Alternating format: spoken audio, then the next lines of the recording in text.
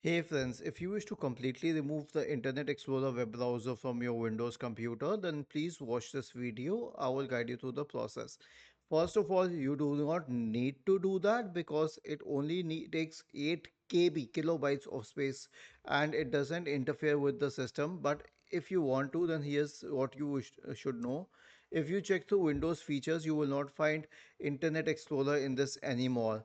Why? Because it has been removed over simultaneous updates. To be sure about it, right click on the start button, select settings, go to the Windows Update tab and click on the option to check for updates or install all updates. Just make sure that the latest updates are installed. Now, once this is done, go to System and then you can select optional features and then click on View Features and then type Internet.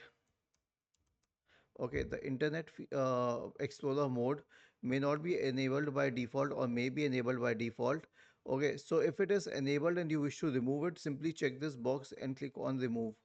It will start removing the Internet Explorer mode. This is the mode that you can access through Microsoft Edge.